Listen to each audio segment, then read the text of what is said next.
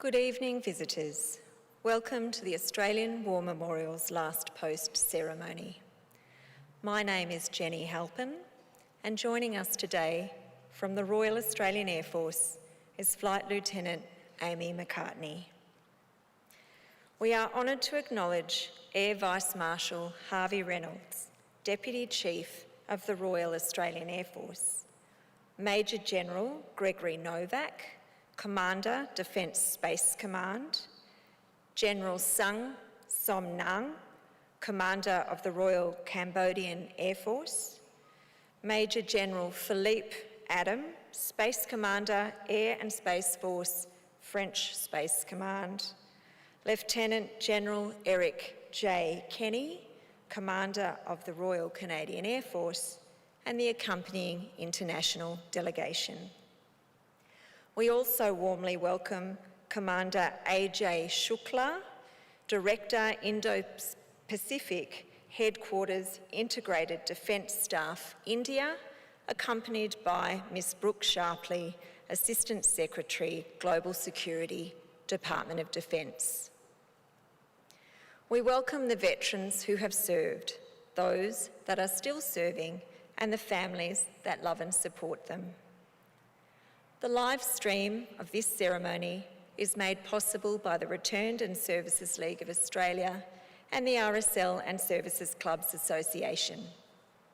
We welcome members who are watching the broadcast of this ceremony across Australia. During this evening's ceremony, wreaths will be laid at the base of the Pool of Reflection by visitors to the memorial and students on behalf of Wyndham Homeschool Group who are visiting today from Victoria. If you are able, please stand and join in singing the National Anthem.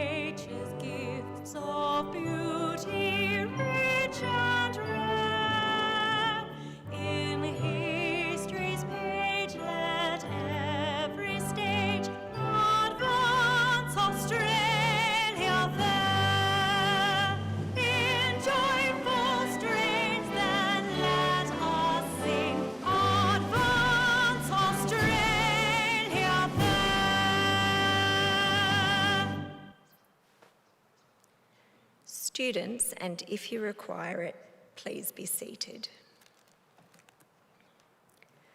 The Australian War Memorial was the vision of Charles Bean, Australia's First World War official historian. Bean landed with the Australian troops on Gallipoli and stayed with them at the front through to the end of the war. The idea of this national memorial and museum came to him at Pozières, France, in the depths of the bloody fighting of 1916. Bean's idea was that this would be a place where families and friends could mourn loved ones buried in faraway places. It would also be a place that could help all Australians understand what these men and women had endured and what they had done for us. Bean's vision, to which we remain true, is best expressed as inscribed in the entrance to the memorial's galleries. Here is their spirit, in the heart of the land they loved, and here we guard the record which they themselves made.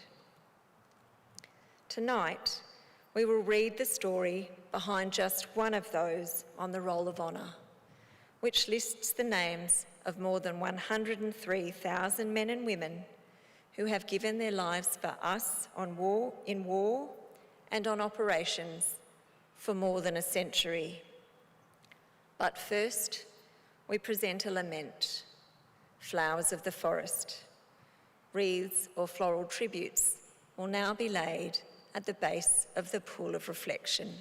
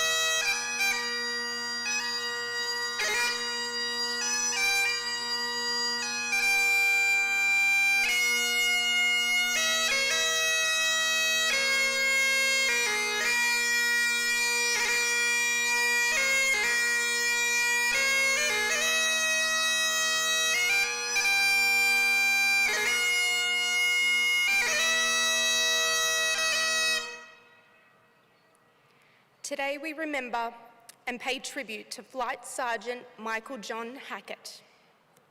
Michael Hackett was born in the Adelaide suburb of Largs Bay on the 6th of December 1923, the son of Francis Patrick and Mary Veronica Hackett. After attending St John's Secondary School and Port Pirie Technical School, he worked for 3 years as an apprentice carpenter with Broken Hill Associated Smelters in Port Pirie. Michael Hackett enlisted in the Royal Australian Air Force Reserve shortly after he turned 18. And when he was called up, he enlisted in Adelaide on the 10th of October 1942. After initial training, he started training as an air gunner, attending wireless and gunnery school in Ballarat, and then bombing and gunnery school in West Sale. In May 1943, Hackett made the journey from Adelaide to Sydney and then to Brisbane, where he embarked for overseas service on the 15th of June 1943. As part of the Empire Air Training Scheme, he was one of almost 27,500 RAF pilots, navigators, wireless operators, air gunners, and flight engineers who joined squadrons based in Britain throughout the course of the war. Arriving in the United Kingdom in late July, after some additional training, Hackett joined No. 30 Operational Training Unit. Based at RAF Hickson, this unit trained night bomber crews. On the 24th of February 1944, Hackett was transferred to No. 101 Squadron, RAF, based at RAF Ludford Magna in Lincolnshire. The squadron flew Lancaster heavy bombers as part of Bomber Command. In 1943, the squadron's Lancasters had been equipped with a top-secret radio jamming system codenamed Airborne Cigar. An additional crew member would operate the system in a curtained-off area towards the rear of the aircraft, locating and jamming German fighter controller broadcasts. The radio jammer would occasionally pose as a controller to spread disinformation. Breaking radio silence to do this, however, made the aircraft highly vulnerable to being tracked and attacked, which resulted in 101 Squadron having the highest casualty rate of any RAF squadron. On the night of the 3rd of May, 1944, Hackett was a crew member aboard a Lancaster, detailed to carry out specialist radio jamming duties over the target of the military camp installations at Mélecombe in France. Nothing was heard from Hackett's aircraft after takeoff, and it failed to return to base. With the crew declared missing, it'd be 9 months before Michael Hackett's family learnt of his fate. It was later discovered that the aircraft had been hit by German anti-aircraft batteries in the northeast area of Mélecombe. It had crashed just southwest of Poivre, killing all aboard. Flight Sergeant Sydney Ainsworth, Flying Officer George Baker, Pilot Officer George Blair, Sergeant David Crowe, Warrant Officer Donald McNaught, Sergeant Arthur Ridgway, Flight Sergeant John Stewart, and Flight Sergeant Michael Hackett, who was 21 years old. Their remains were buried in Poivre Cemetery. Michael Hackett's name is listed on the Roll of Honour on my left, among almost 40,000 Australians who died while serving in the Second World War. His photograph is displayed today by the Pool of Reflection. This is but one of many stories of service and sacrifice told here at the Australian War Memorial. We now remember Flight Sergeant Michael John Hackett, who gave his life for us, for our freedoms and the hope of a better world.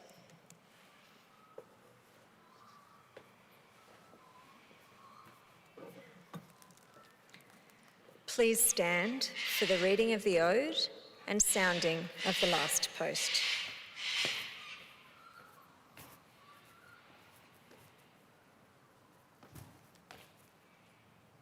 They shall grow not old, as we that are left grow old.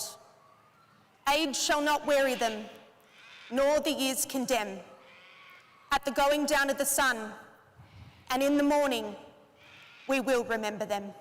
We will remember them.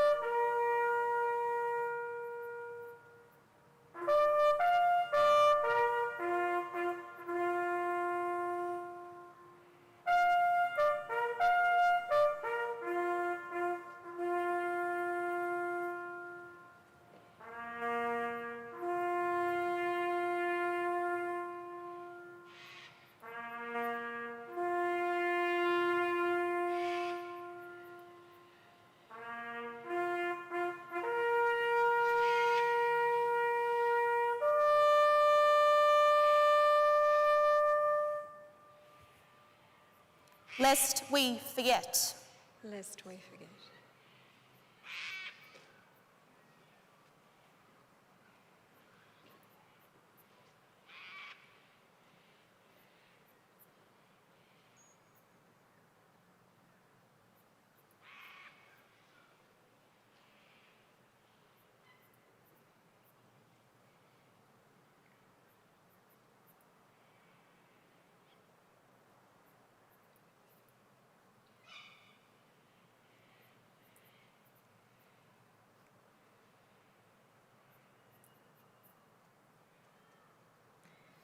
We leave you this evening with the words of the memorial's founder, Charles Bean. Many a man lying out there at Pozières or in the low scrub at Gallipoli, with his poor, tired senses barely working through the fever of his brain, has thought in his last moments, well, it's over. But in Australia, they will be proud of this. Ladies and gentlemen, girls and boys, that concludes the last post ceremony. On behalf of our director, staff and volunteers, thank you for visiting the Australian War Memorial today and for your continued support during the memorial's development project. We wish you all a very pleasant evening. Thank you.